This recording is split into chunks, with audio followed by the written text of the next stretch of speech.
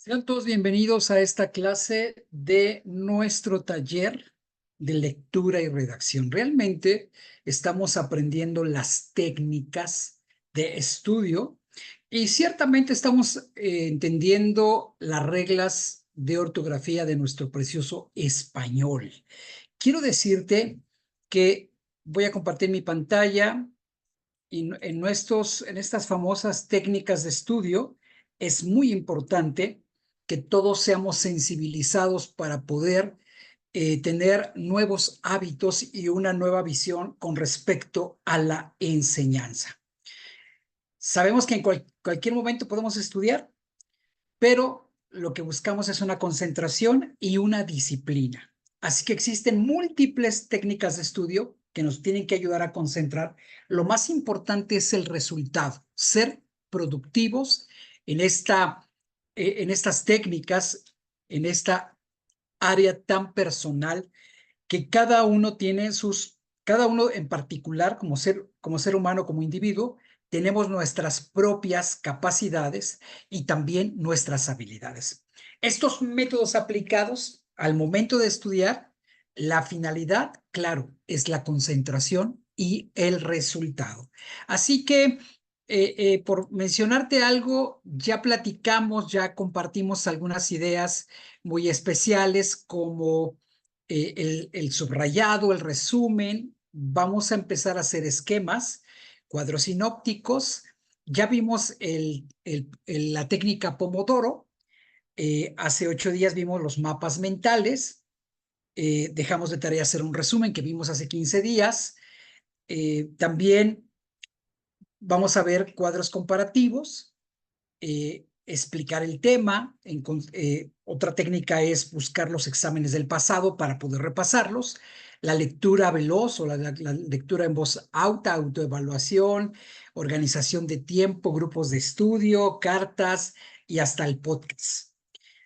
También hace 8 días vimos el método Cornell eh, eh, y vamos a, pues prácticamente hacer una tarea. Lo debimos haber hecho con nuestra predicación del domingo y también los clásicos apuntes, subrayar lo más importante entre las principales técnicas de estudio.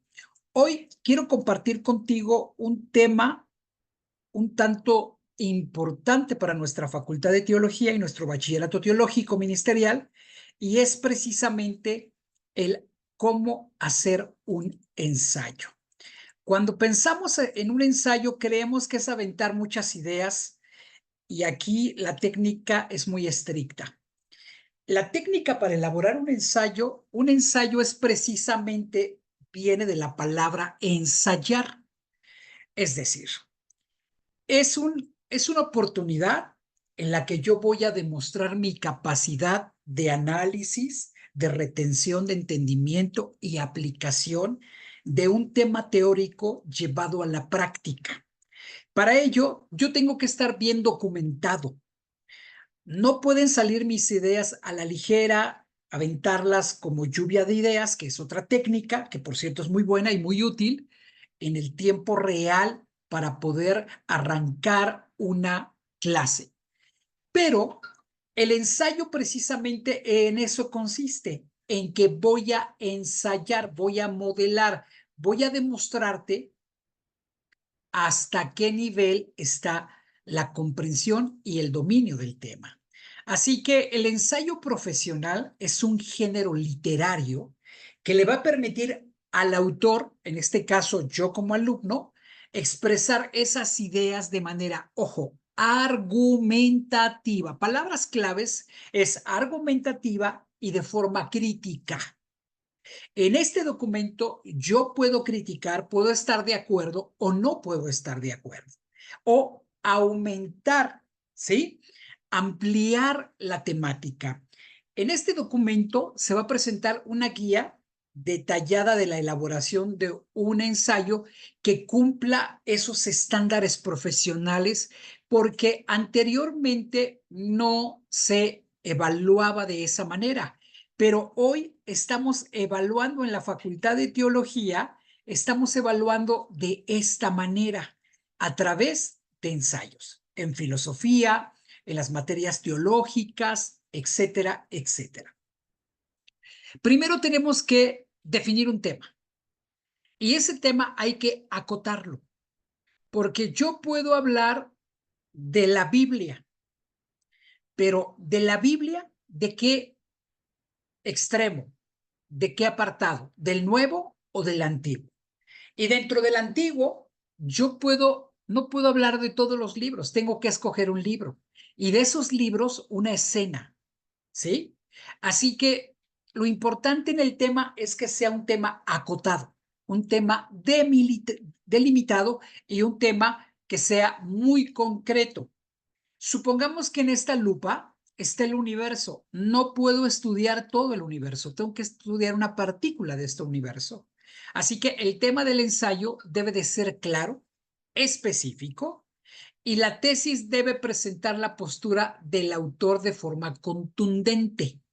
Ambos elementos son fundamentales para orientar la argumentación y la estructura del ensayo. Punto número 1, definir el ensayo, el tema del ensayo. Cuando nos dicen un tema abierto, un ensayo abierto, ok, lo escojo. Pero comúnmente decimos, estoy en la materia de introducción a la teología y voy a hablar de la fe. El maestro comúnmente define el tema del ensayo, ¿sí? Y a veces hasta el subtema. Entonces, tenemos que tener muy en claro cuál es el propósito de nuestro ensayo. El ensayo va a comenzar con muchas ideas. Vamos a estructurarlo. Miren, la estructuración del ensayo incluye una introducción, un desarrollo y una conclusión. Y en esta conclusión le voy a agregar la bibliografía, ¿sí? La bibliografía investigada o considerada para desarrollar esta temática. Repito, introducción, bueno, obvio, el tema, la introducción, el desarrollo y la conclusión. Estas tres partes son lo más fuerte, ¿sí? Cada sección cumple un propósito específico en la manera de presentar mi argumentación. Acuérdense, yo voy a girar alrededor de las ideas. Es importante que nuestro ensayo tenga fuentes y referencias bibliográficas, fuentes confiables, fuentes en las que el evaluador pueda consultar y atestiguar que es correcto lo que tú escribiste. ¿Sale? Así que muchos creen que el ensayo son todas las ideas que salgan de aquí o de acá. Así sean ideas bíblicas, yo tengo que poner la fuente. Por ejemplo, si yo voy a hablar de la sabiduría, invoco al libro de los salmos, perdón, al libro de Proverbios y argumento qué capítulo y si es una página de alguna Biblia, alguna versión, ¿ok? Así que esto va a fortalecer la credibilidad del ensayo, lo profesional, lo científico, que demuestre esta rigurosa investigación del tema y no que se diluya esta técnica creyendo que el maestro quiere que yo aviente todas mis ideas. Sí, pero todas ideas tienen que tener una argumentación y una fundamentación. Algo que caracteriza el ensayo es que debe haber una coherencia y una cohesión. La coherencia se refiere a la relación lógica de las ideas, mientras que la cohesión se centra en la conexión fluida entre las partes del ensayo. Por eso, primero debo de investigar el tema. Mínimo 3 fuentes. Después comenzar a desarrollar las ideas y hacer una relectura de todo mi escrito para que yo pueda ver esa coherencia y esa cohesión. Ambos, ya dijimos, la coherencia es esta relación lógica de las ideas y la cohesión, esta conexión fluida de todas las partes del ensayo. Algo muy importante, un ensayo, para hablar de esa tesis, el ensayo comienza con una pregunta y tengo que buscar responder esa pregunta a través de todo el desarrollo. Vuelvo a repetirte. Está el tema, la pregunta, la introducción, el desarrollo y la conclusión. Todo ensayo se apertura con una pregunta. Ejemplo, Estamos hablando de los salmos. La pregunta es, el ensayo es acerca de la autoría de los salmos. Y yo preguntaría, ¿es David el autor universal de los 150 salmos del Tanaj o del Antiguo Testamento? Buena pregunta. Tendría que ir a diferentes versiones bíblicas, a diferentes comentarios bíblicos y por supuesto que me interesa la versión y la postura del judaísmo versus la del cristianismo y de nuestros teólogos protestantes. Así que la pregunta iniciaría, ¿es David el único autor universal del libro de los Salmos en la Torá, perdón, en el Tanaj o en el Antiguo Testamento? Así que todo va a girar alrededor de contestar. Yo puedo empezar esta introducción cómo fue la formación de la Biblia y en especial, si tenemos referencias históricas, cómo se fue formando o cómo fue que el canon formó el canon, los grandes rabinos y sacerdotes, rabinos principalmente judíos, eh, eh, autorizaron la formación de los 150 libros, ¿sí?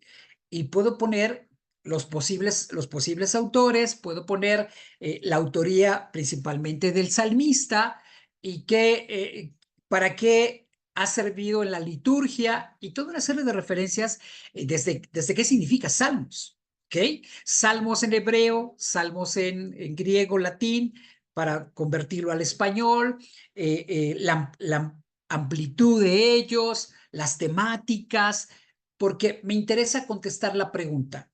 ¿Es David el autor universal o único autor del libro de los Salmos? Bien, así que tenemos que tener un estilo, nuestro propio estilo de escribir. Así como yo me expreso con gestos, ademanes, con esta acentuación, con esta dicción y de una forma muy personal, que es el estilo muy propio de Israel y Tamar, también existe la forma de escribir, donde sellamos nuestra manera de pensar. El estilo de escritura debe de ser formal, claro, académico, de nivel espiritual y bíblico, evitando la informalidad. Por eso hay que cuidar la ortografía y hay que cuidar el uso de las mayúsculas, el uso de los signos, ¿sí? El uso del punto, de la coma, del punto y coma, mayúsculas, minúsculas y por supuesto todas las reglas del español. La voz del autor debe de ser clara y autoritaria porque está fundamentando su investigación. Así que está transmitiendo la confianza en la argumentación presentada y debe de atraer al lector, debe de envolverlo y debe de llevarlo a querer saber más hasta que concluya el trabajo con las referencias bibliográficas y las conclusiones con anticipación.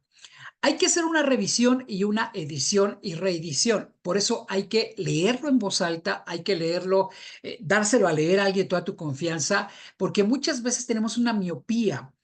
Por ejemplo, una palabra siempre la escribimos más mal y por más que hemos estudiado esa palabra, volvemos a cometer ese error. Son esos hábitos y esos vicios que se tienen que romper, pero que tal vez tú no ves, pero otros sí pueden ver y te pueden ayudar a cambiar esa redacción, porque esos hábitos son muy pegajosos y hay que romper esa cuadratura y hay que romper esa manera de hacer las cosas. La revisión exhaustiva del ensayo es crucial para corregir errores gramaticales, ortográficos y de nuestro propio estilo. La edición cuidadosa va a garantizar una presentación impecable, un documento pulido y profesional en el que te puedas llevar el aplauso o el 10 absoluto. Así que es importante que tu ensayo no lo mandes a la primera, así nada más. No, hay que revisarlo, hay que releerlo y hay que ver si hay esa lógica y esa conexión esa cohesión y esa coherencia de la que ya hemos platicado. Así que la revisión y la edición debes de tomarte tu tiempo, ¿sí? Relee, vuelve a leer y como te he dicho, si tienes a alguien de toda tu confianza que sabes que tiene una ortografía impecable, por favor, apóyate. Así que la argumentación sólida en el ensayo debe de estar respaldada por evidencia sólida y razonamiento lógico. Si lo dijo fulano de tal, lo pongo. Si lo dijo un teólogo, un biblista, si fue un comentario exegético, hermenéutico, ¿cuál es la fuente bibliográfica? ¿Sí? Y debe de estar bien fundamentada. Es importante presentar argumentos convincentes que sustenten nuestra tesis propuesta. Recuerda, estoy preguntando, ¿es David el autor universal del libro de los Salmos en el Tanaj o Antiguo Testamento? Otra forma de decirlo en el ámbito teológico es, en lugar de decir Antiguo Testamento, es en el Veterotestamentario o Nuevo Testamentario. ¿Ok? Muy bien. Ejemplos y ejercicios. La única manera de poder arrancar con esta técnica es ejercitando. No hay de otra. La única manera en que yo puedo sobresalir esta técnica es ejercitando, elaborando un ensayo. La práctica con ejemplos y ejercicios de elaboración de ensayos va a fortalecer la habilidad de redacción argumentativa, pero la aplicación práctica del concepto es fundamental para el desarrollo profesional. Nuestra conclusión en el ensayo, que es la tercera parte más sobresaliente, hemos dicho que el ensayo se divide en una introducción, un desarrollo y una conclusión. Los demás son accesorios y son importantes. El tema, luego tenemos la pregunta, la introducción, la conclusión y, ya dijimos, la pregunta, introducción, el desarrollo, la conclusión y, por supuesto, todas nuestras referencias bibliográficas. El ensayo profesional es una herramienta valiosa para expresar ideas críticas y argumentativas. Al seguir esta guía, se podrá elaborar ensayos que cumplan con estándares profesionales y transmitan ideas de manera efectiva. Así que tú puedes decir, en vista o debido o después de desarrollar esta temática, podemos concluir lo siguiente. Conclusión 1, 2, 3, 4 o conclusión A, B, C, D y quédate con 7 conclusiones y es más que suficiente. Hacer una sola conclusión no nos ayuda mucho porque a veces se queda muy etéreo, muy etéreo y la verdad es que necesitamos aterrizar. Bien, yo sé que va a haber preguntas, yo sé que no va a ser fácil eh, eh, digerirlo de esta manera, pero estamos hablando de un ensayo y quiero presentarte un ejemplo para que te sea más práctico, ¿ok? Permítame un momento, el ensayo va a ser muy importante porque es una técnica que para nosotros seguramente va a ser nueva. Permítame. Aquí debo tener yo unos ejemplos.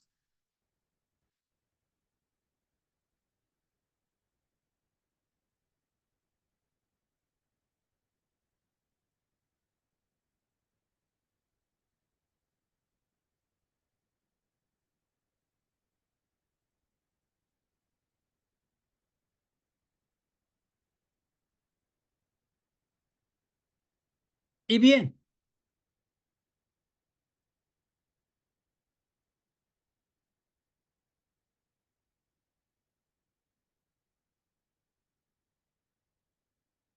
aquí tengo mi ejemplo. Voy a tratar de bajarles el conocimiento, aterrizarlo, pero quiero decirte que el ensayo, nuestro ensayo es a nivel maestría. Entonces, vamos a encontrar palabras muy avanzadas. En este caso, se tituló mi ensayo La justicia. Es una reflexión antropológica bíblica, ¿ok? Y por aquí yo hago, a través de esta introducción, ahí planteo el ensayo y digo, bueno, comienzo de esta manera. Un imperativo práctico para la tradición judeocristiana. 2 puntos. La justicia. Es un tema bíblico sumamente importante. Y la pregunta que planteo, en este ensayo, yo planteo varias preguntas, o sea, varias tesis. Pero comenzamos con una pregunta nada más. ¿Qué podríamos responder si alguien nos pregunta cuál es la antropología fundamental del cristianismo? La siguiente pregunta es, ¿qué somos? Un compuesto de alma y cuerpo siguiendo la teoría normista de Tomás Aquino o tomista, ¿sí? ¿O qué somos seres que logran aprender la verdad a través de su alma, diría San Agustín? ¿O qué somos criaturas hechas a imagen y semejanza de Dios? ¿O qué somos seres esencialmente pecadores? ¡Wow! Todo esto para poder hablar de esta visión judio-cristiana en relación a la justicia. ¿Ok? Si se dan cuenta, nuestros párrafos no son párrafos de una línea. Máximo deben de tener 10 párrafos, 10 renglones nuestro párrafo. Nuestro párrafo aquí tiene 1, 2, 3, 4, 5, 6, 7, 8, 9. No puede brincar más de 10 porque visualmente se pierde la idea y además mentalmente no acotamos de forma lineal. A veces leemos tan lineal que nos perderíamos en puros renglones.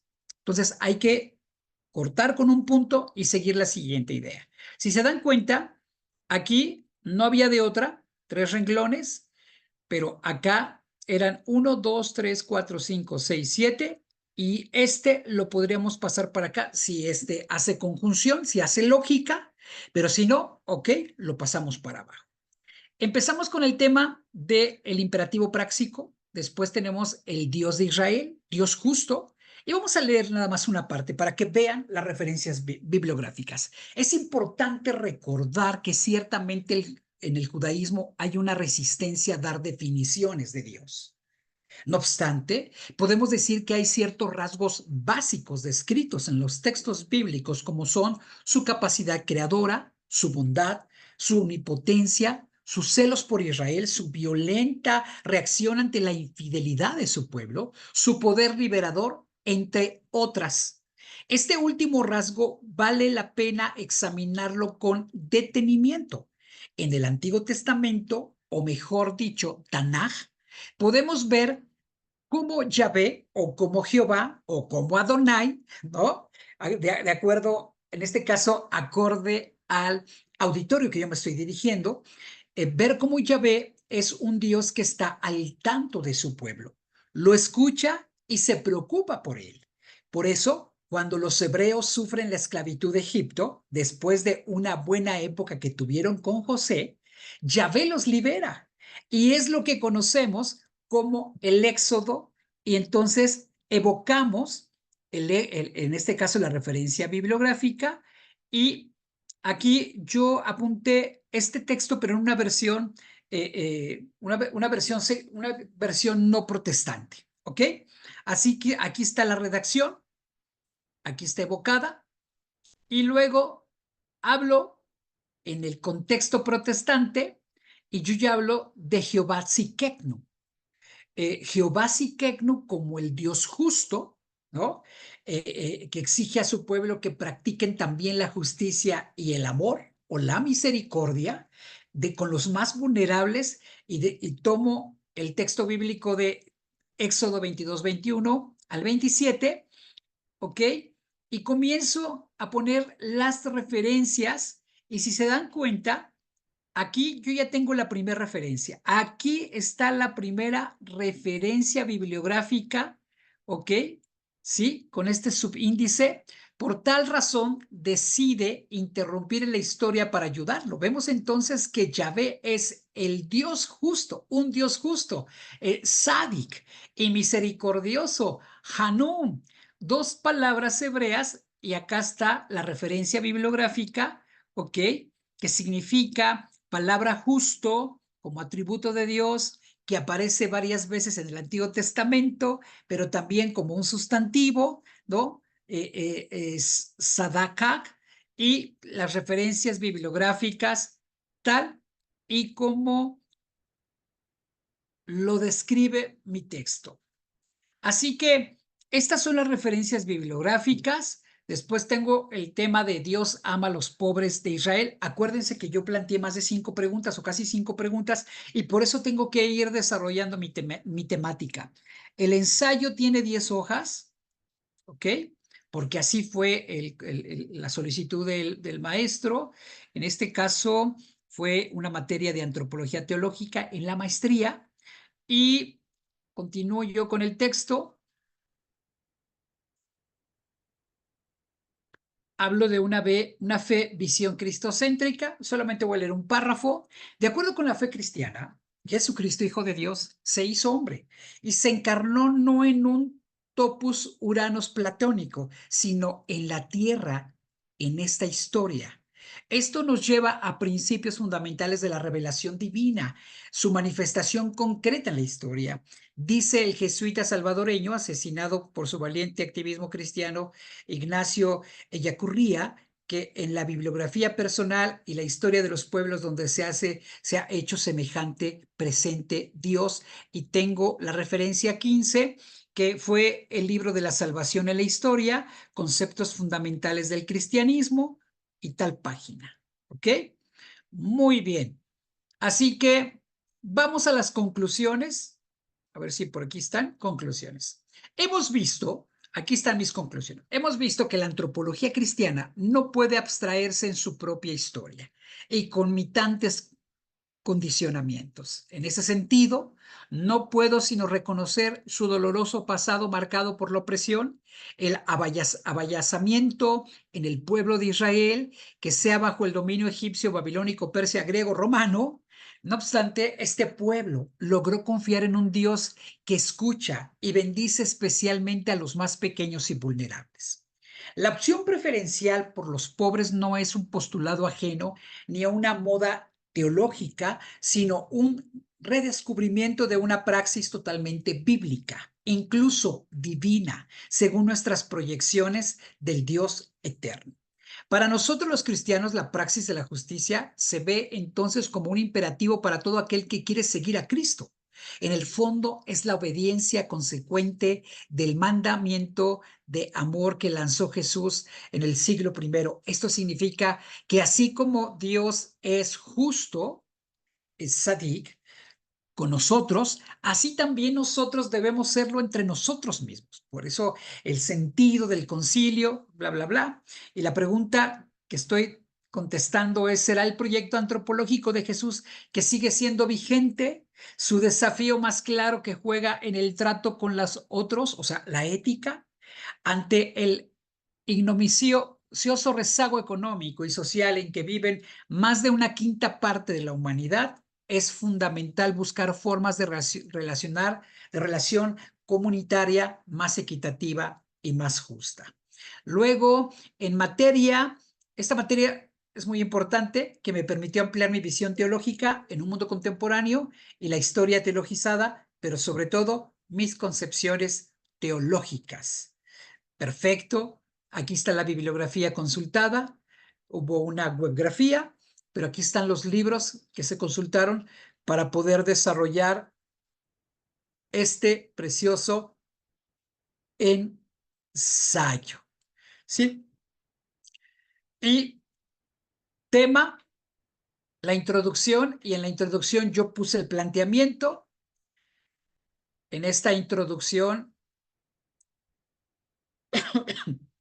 desarrollamos 3 puntos importantes: el Dios de Israel, Dios justo; el subtema Dios ama a los pobres de Israel, ¿sí?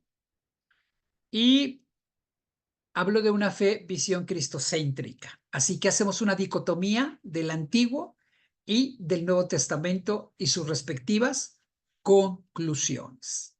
Este es un ejemplo de elaborar un ensayo. ¿Cómo podemos cerrar esta parte nosotros? Precisamente haciendo un ensayo. Este ensayo tiene que ver con nuestra experiencia. Ajá.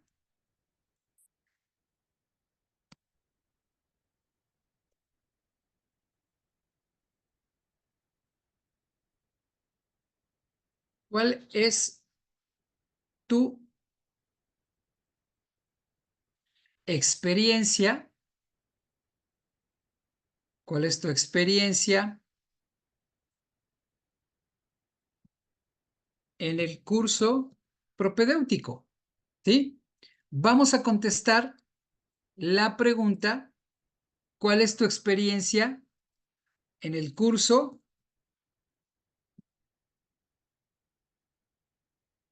propedéutico?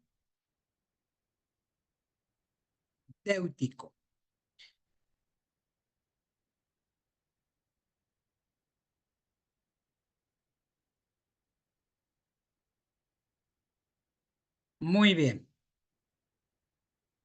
Yo les invito a que hagamos 3 hojas, incluyendo introducción, desarrollo y tu conclusión. Aquí puedes ligar cuál es tu experiencia en el taller de, en la materia de vocación o llamado, o cuál es tu experiencia en el taller de aprendizaje acelerado, o cuál es tu experiencia en lectura y redacción. ¿Sí? Ahí tú le vas a poner tu feeling. Escoge cualquiera de los 3. ¿Cuál es tu experiencia en el curso propedéutico? Y tú cierras, tú puedes acotarlo en vocación y llamado o en el taller de inteligencia, bueno, el de aprendizaje acelerado, o en lectura y redacción, que son las técnicas y hábitos de estudio. ¿Sí? Esa va a ser nuestra tarea. Así que permítame un momentito. Vamos a quitar la pizarra y no se vayan. Un segundo.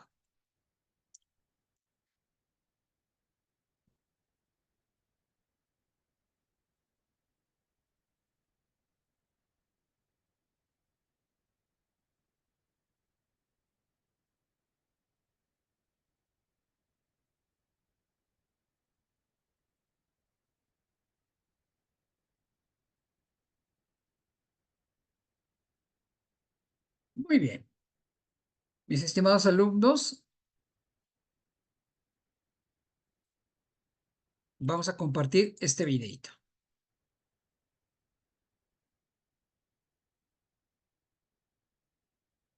Tenemos que recurrir a fuentes de autor.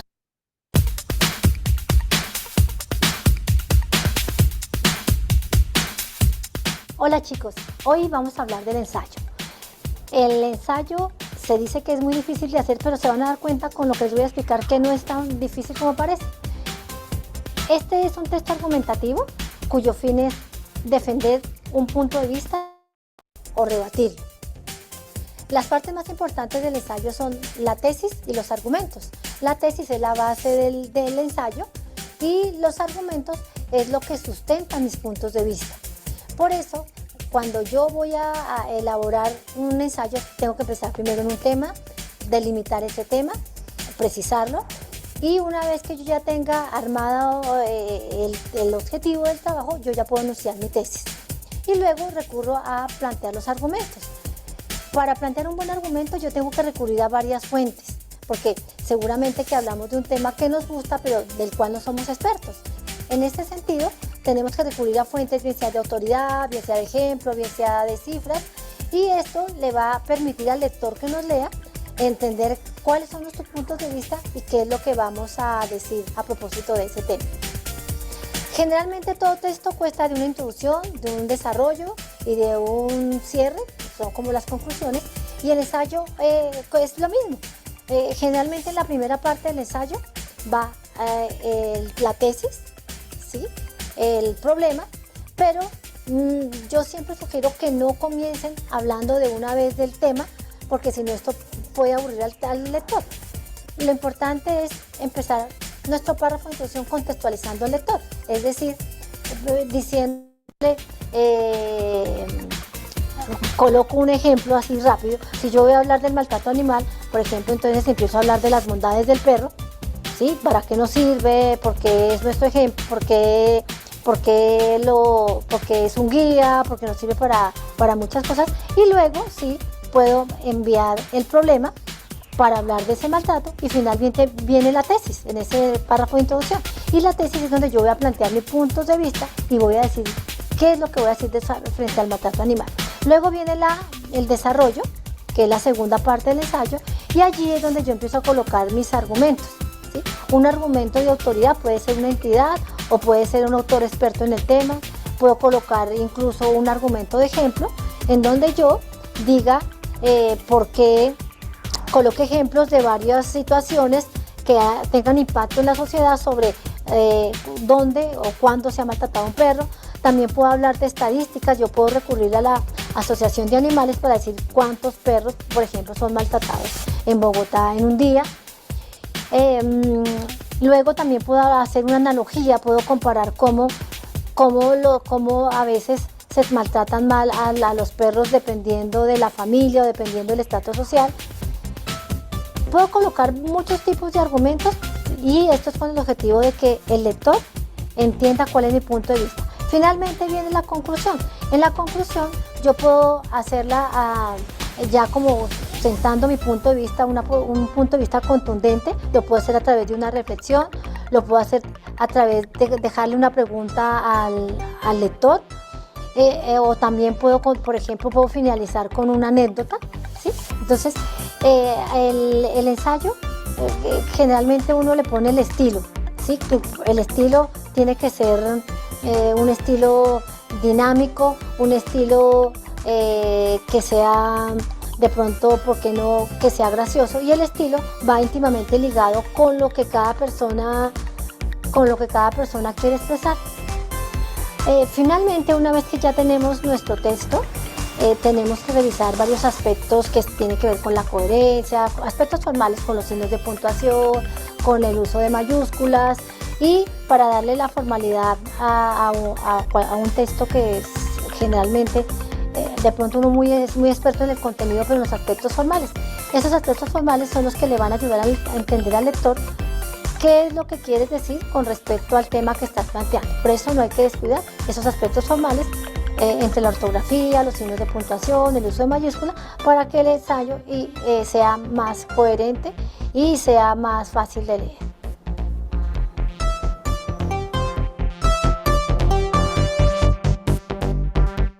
Espera, si aún no puedes hablar inglés, debes...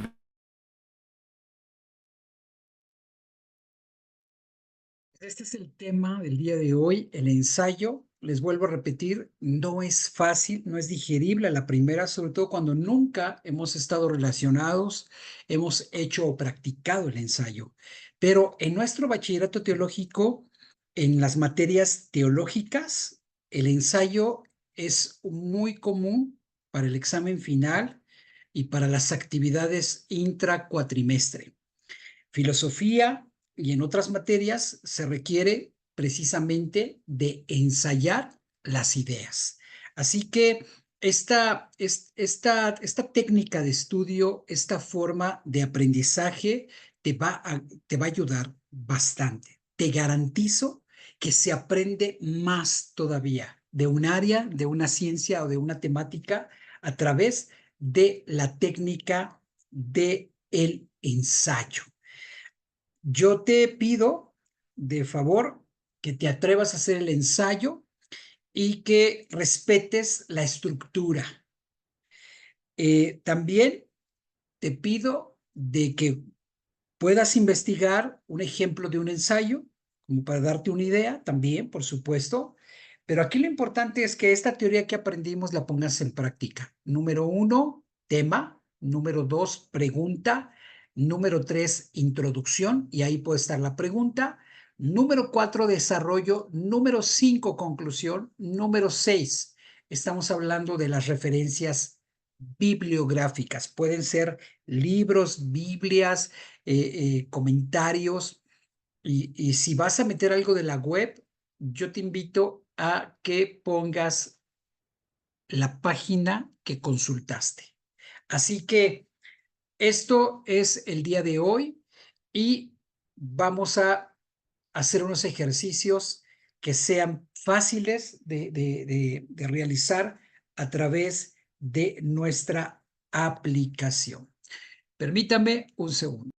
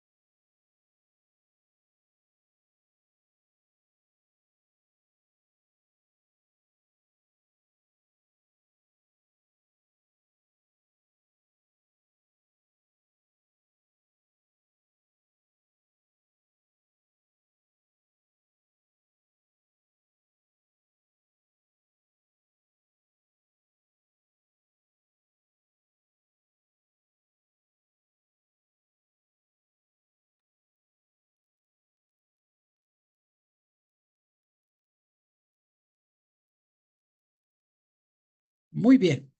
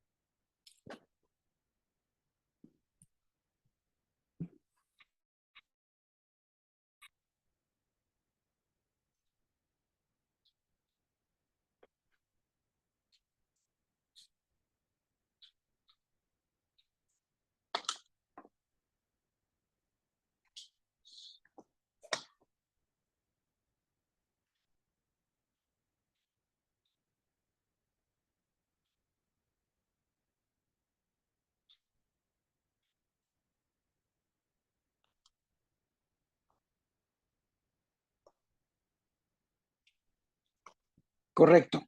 Vamos a hablar de las palabras, prácticamente las palabras agudas. Llevan tilde las palabras agudas como la sílaba tónica en la última sílaba, siempre y cuando terminen en la N, en la S o en vocal. Ejemplo, balón, sofá, 100 pies. Si las palabras terminan en N, S o vocal, llevan la tilde o el acento, como lo conocimos coloquialmente. Ejemplo, Fernando vive en Panamá, Panamá, Panamá, y la respuesta correcta sería Panamá, última sílaba. Tú eres muy egoísta. Egoísta. Sería la primera, la segunda, la tercera. Egoísta. Egoísta. La palabra correcta no es sin acento, sino con acento. Este está muy sucio. Este pantalón está muy sucio. Pantalón termina en N y lleva acento.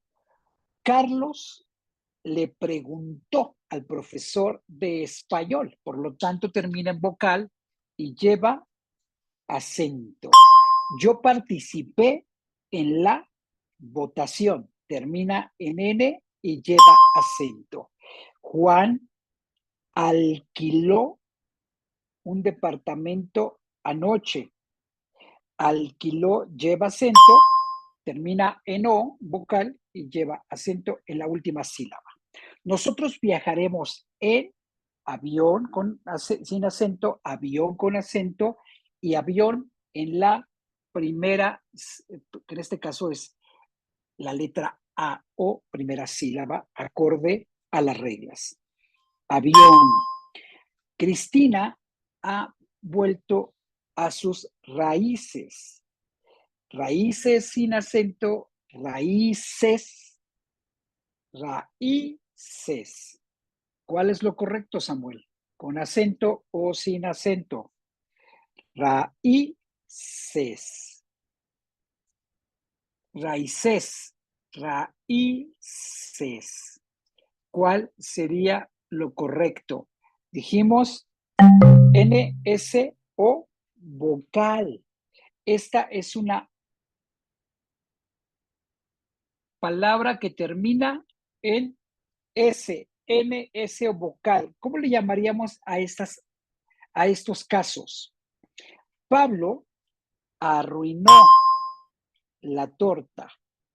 Raúl, nombre propio, terminación en L. Rompe la regla.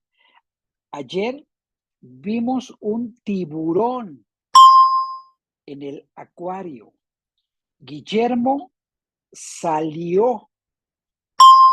Verbo pasado, palabra con terminación en vocal, lleva acento. Después de comer, veré la televisión. Lleva acento. La educación es muy importante. Con acento, terminación en N, según la regla. La abuela se alegró mucho con la visita. Tú eres el capitán del equipo, lleva acento. Tenemos mucha información, terminación en L. ¿Cuál opción prefieres? Con acento, sin acento, terminación N. Yo le expliqué, ¿sí? Terminación en vocal. El Museo Nacional es muy grande. Nacional no lleva acento. Y vamos a repetir, o para ver esas fallas, Fernando vive en Panamá. Tú eres muy egoísta. ¿Ok? Este es un pantalón que está muy sucio. ¿Ok? Muy bien. Así que estas son las palabras agudas. Las inmediatas son las graves o llanas y estamos hablando de que estas van a tener acento que no terminen en N o S vocal como cárcel, lápiz, césped, cómic. Es lo contrario a las agudas. Estas se llaman llanas o también las conocemos como graves. En tu país, ¿cómo se llaman? Tengo muchas dudas al respecto. No lleva acento. Se dice la tilde y el acento prosódico, ¿sí? Es un acento prosódico de pronunciación, pero no gráfico o de escritura. El martes pasado encontré un nuevo amigo. Martes. Martes no lleva acento. Ellos hacen una pareja. Pareja. Termina en A, en vocal, aunque su acentuación fuerte es en la segunda o antepenúltima sílaba y por lo tanto no lleva acento. Pareja. Natalia tiene un carácter,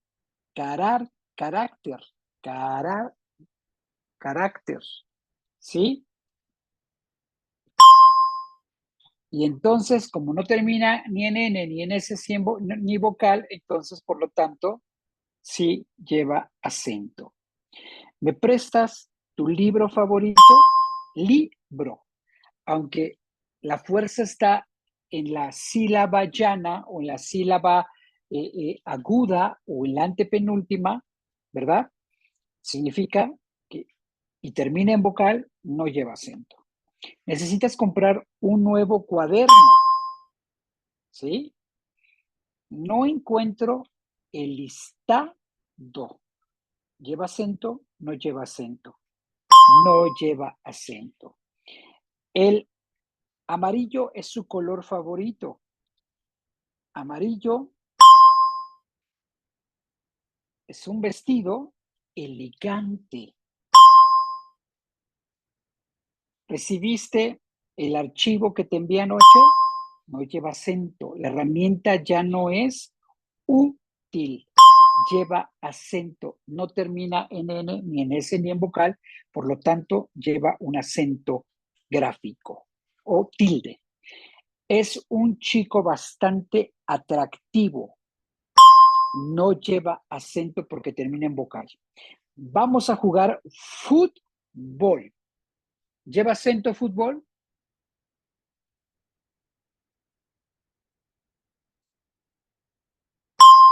Lleva acento fútbol porque no termina en N, ni en S, ni en vocal, sino en otra letra. No podemos recoger manzanas.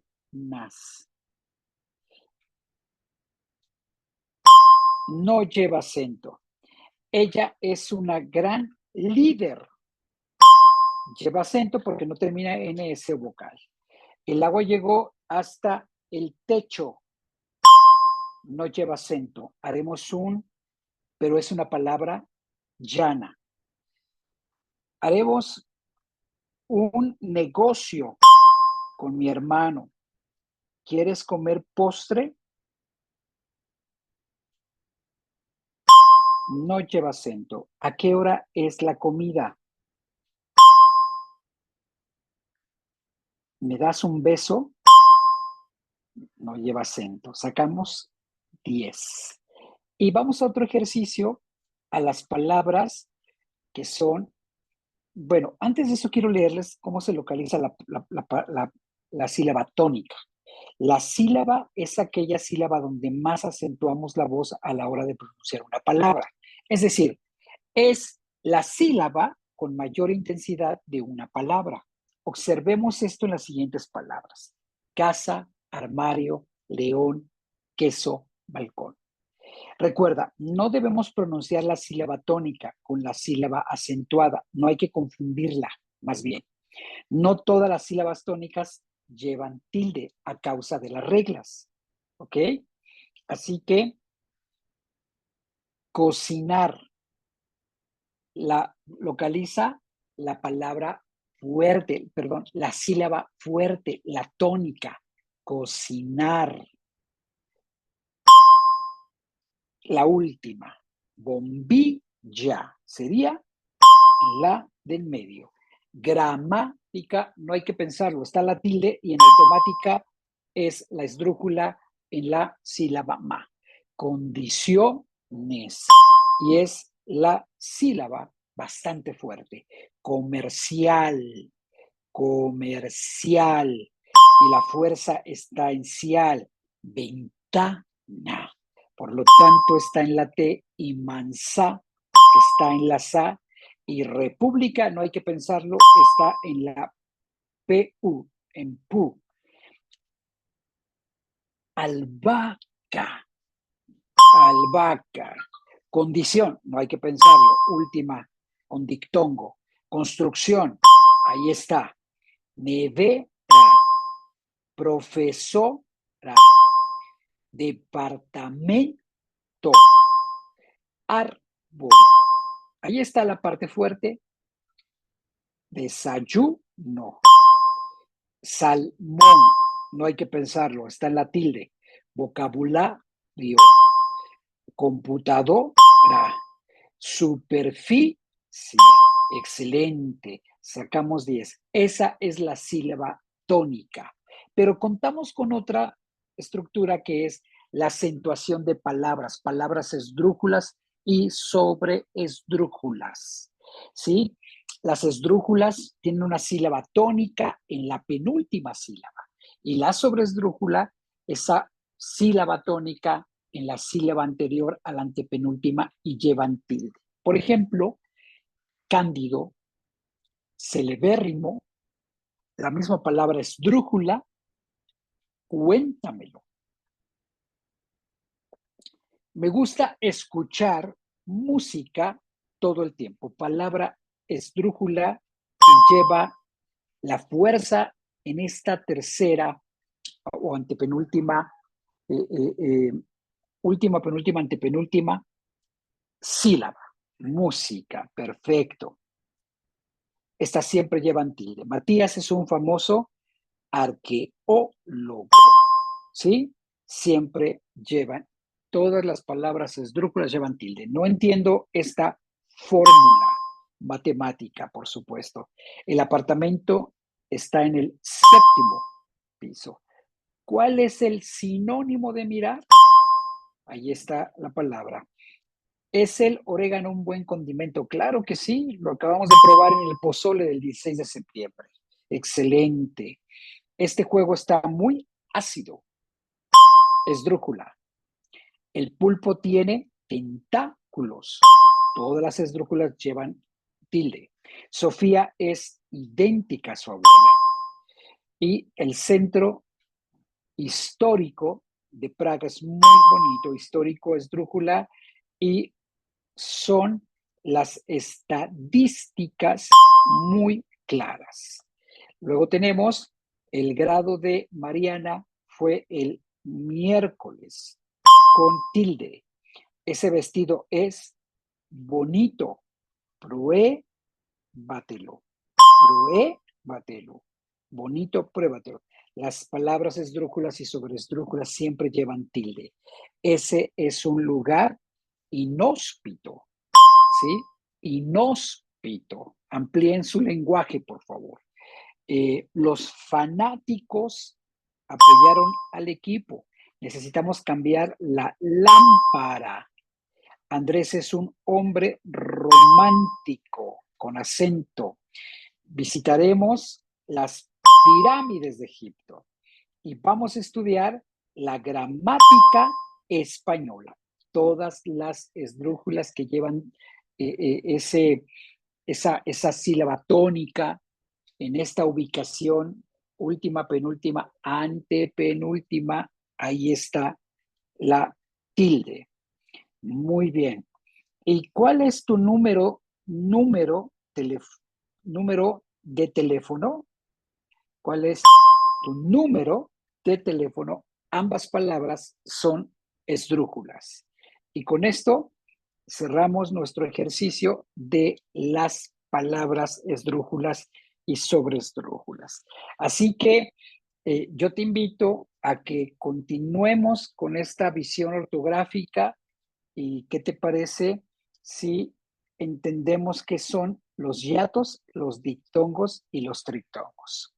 Así que los dictongos e hiatos, normalmente las sílabas que conforman las palabras en español están compuestas por consonante más vocal, por ejemplo, perro, luna, o consonante y vocal, consonante, vivir, verdad. Sin embargo, también existen muchas palabras que están formadas por sílabas con más de una vocal, por ejemplo, hielo, ruido, y esos son dictongos.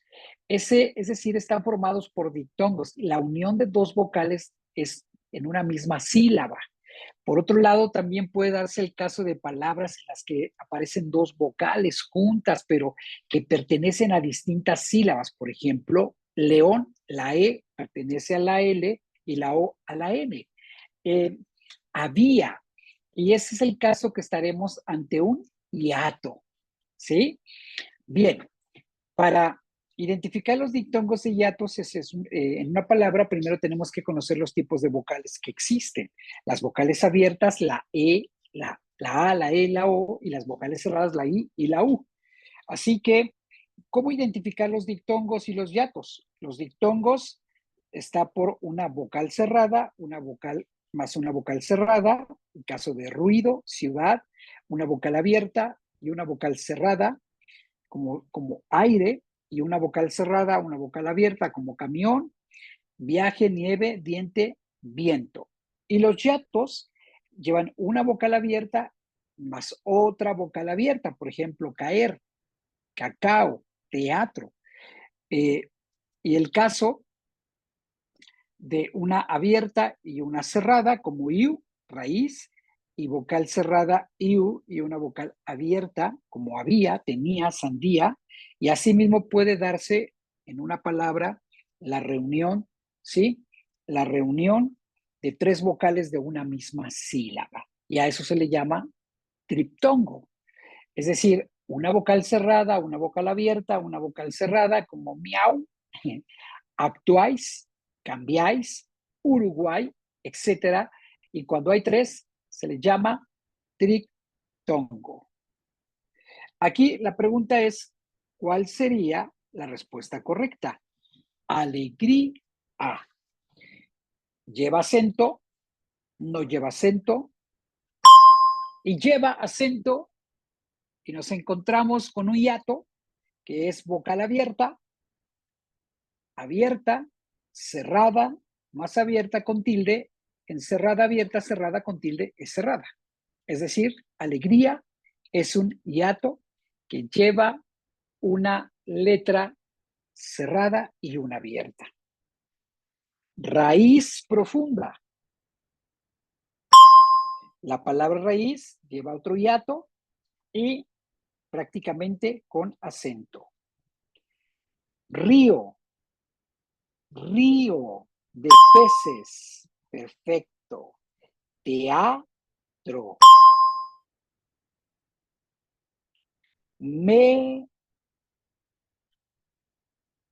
Meteorito.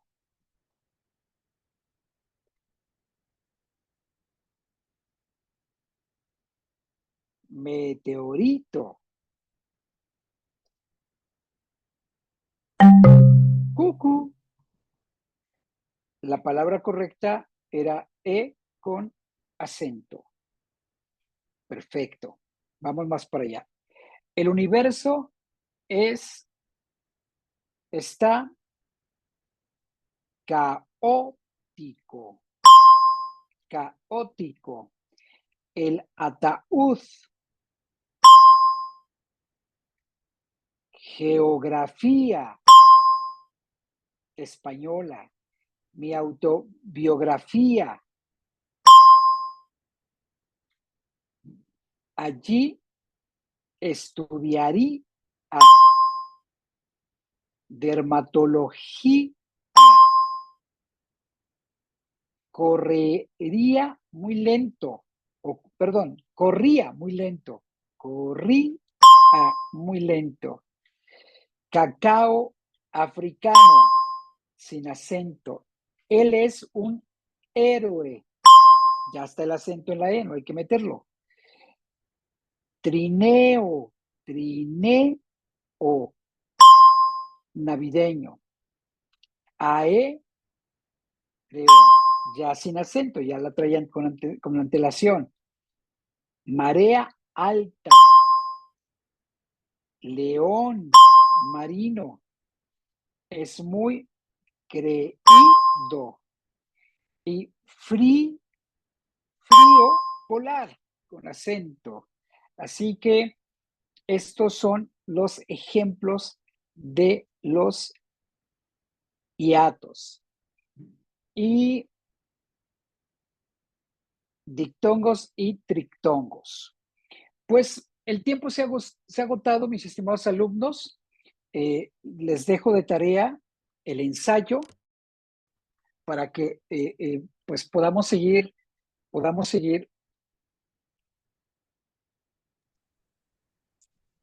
Sí, pues.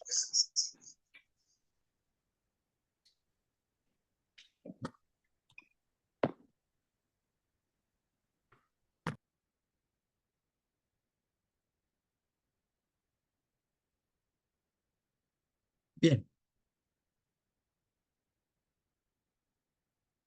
Mil disculpas, aquí trabajar con dos máquinas al mismo tiempo es un poquito difícil, sobre todo en la coordinación. Agradezco a todos ustedes su amabilidad, agradezco su tiempo.